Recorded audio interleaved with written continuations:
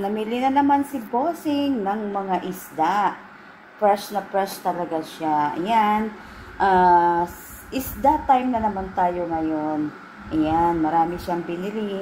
Bumili din siya ng lapu-lapo. At ito may buo ding lapu-lapo. Ayan ang mga binili niya sa araw na ito. Ang dami niyang biniling kingfish, guys. Ayan. Ito pang prito. At ito sa lona. At ito, hindi ko maano kung anong pangalan ng isdang ito. Mukhang masarap siya, para siyang bangus. Ayan o.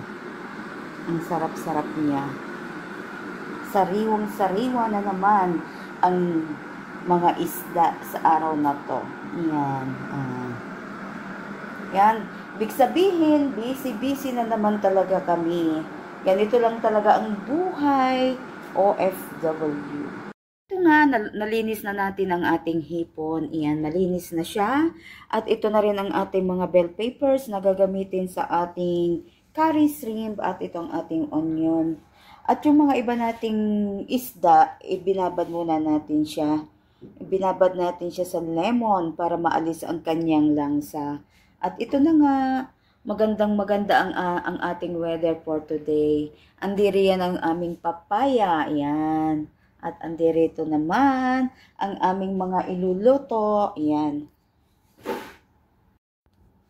At ito na nga, nagagayat na tayo ng ating mga bell peppers. Ayan. Nakagayat na tayo ng ating kulay red. I-slice muna natin siya. Ayan. Masarap kasi sa ating curry pag marami siyang bell pepper. Ayan. Mayroon tayong pula, mayroong yellow. At ito, orange. Ayan.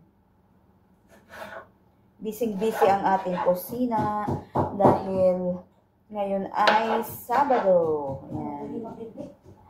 Sabado time. Ito ang araw ng pagkain ng mga isda at seafoods. Ayan. Ng mga seafoods.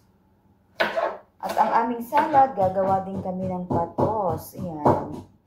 Gayatin natin ang ating onion. Gagamit tayo ng ating white onion.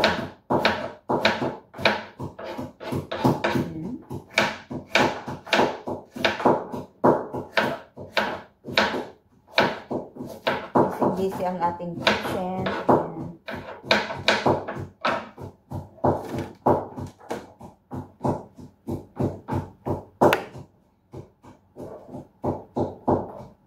At ito na nga. At ito, huhugasan na natin ang ating mga isda para ma-marinate na natin. Oh, ang lalaki ng slice para sa ating biryani.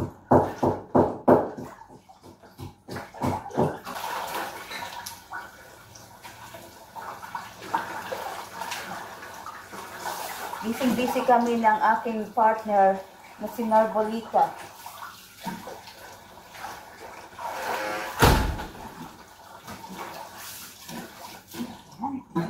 Linisan lang natin mabuti ang ating isda. At ito na yung ating hipon na patitian na natin siya. Naalsan na natin siya ng excess water.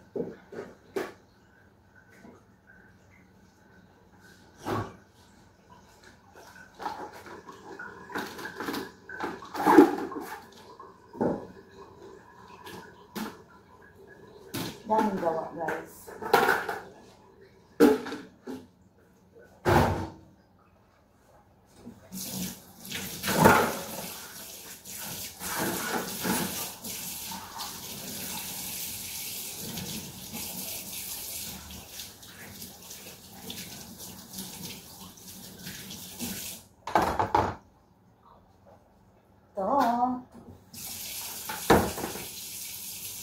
Kuha tayo ng mangkok.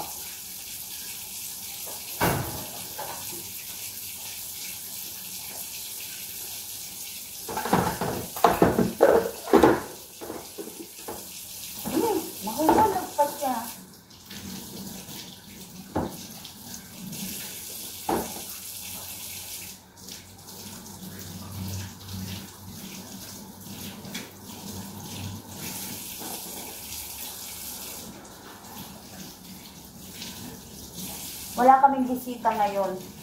Sila lang ang kakain. Sila lang mag-ama. So, hindi masyadong marami ang trabaho.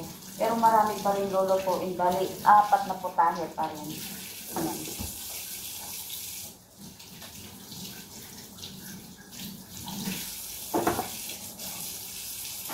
Ang lalaki ng hiwa ng slice niya.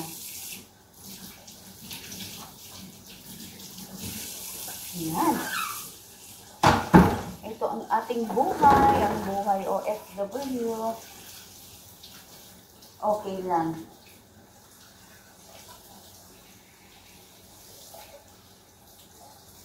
Ito yung parang ano sa atin, parang bangus sa dagat. Ayan.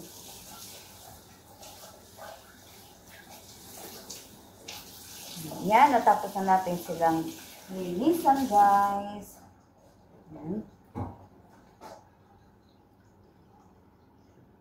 Ito nga po, na-marinate na natin ang ating isda. Ayan. At nandirito ang mga gagamitin nating mga dahon, mga spices. Ayan. At ito na rin ang ating hipon. Nakahanda na para sa ating curry. At ito ang ating para sa biryani na marinate na din natin. At ang ating kanad na ipiprito po natin. Nalagyan na rin natin ng spices.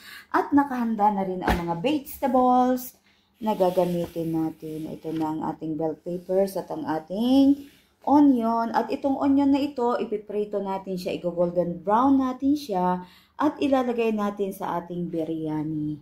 Yan, ang ating para sa curry, at ito ay para sa biryani natin mga spices. At ito naman ang ating salad. Yan. Yan po.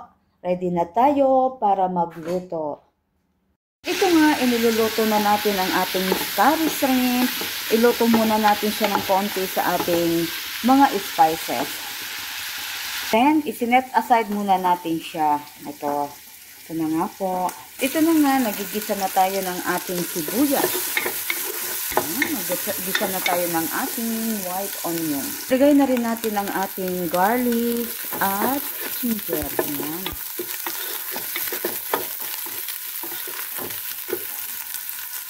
At ito na nga, inilagay na rin natin ang ating bell peppers. Ayan.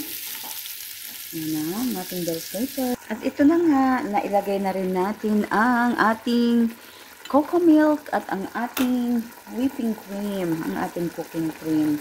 Ayan. Nilagyan din natin siya ng 1 spoon ng harina para maging sticky ang kanyang sauce. At ngayon, ilalagay na natin ang ating hipon. Ito nga, inilagay na natin ang ating hipon. Ayan. Ito na ang ating masarap na shrimp curry. Ayan.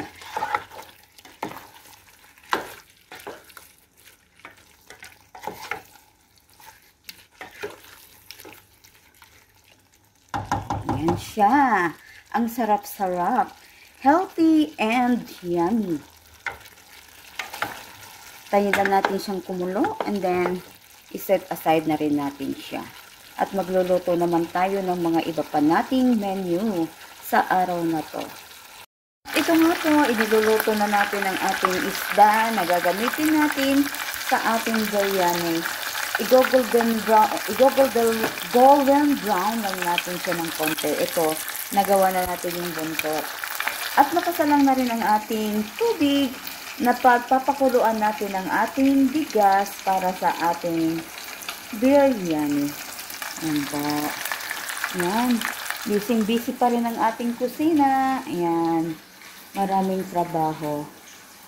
Ayan. At itong aking si partner Lita, nagpipili ng bala para sa ating salad na patos. Ayan.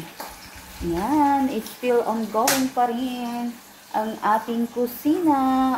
At ito yung ating sa oven. Mamaya lang natin siya lulutuin. Ayan. Cooking time po. Ito na nga po, gumagawa na tayo ng ating sauce para sa ating biryani. Ito. Inilagay na natin ang ating bawang at luya. Ito na ang ating sibuyas. Inilagay na rin po natin. Ayan.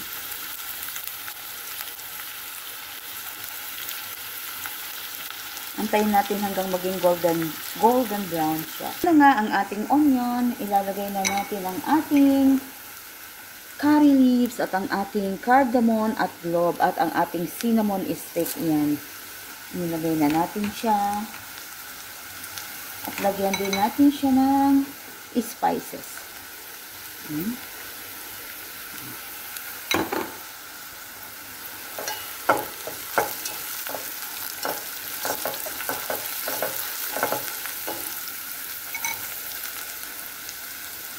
Ilagyan din natin siya ng coriander, fresh coriander leaves. Ayan.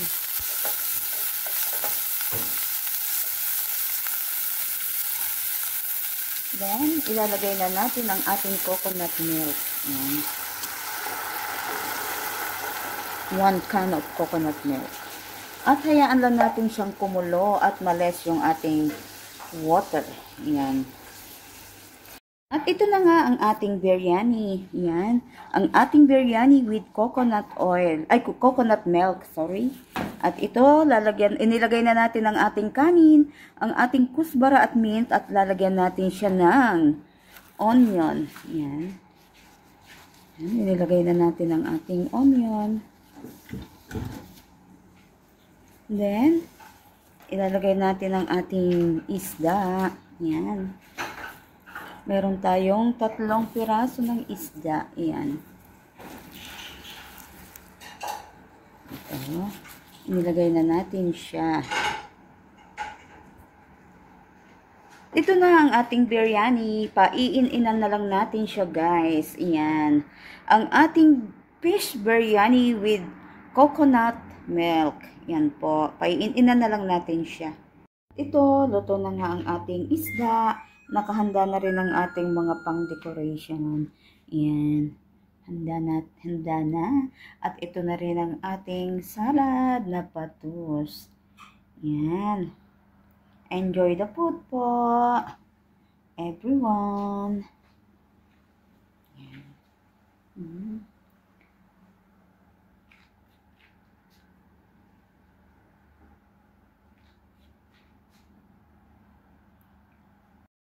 At ito na nga ang ating biryani. Ayan. Lagyan na natin siya ng decoration.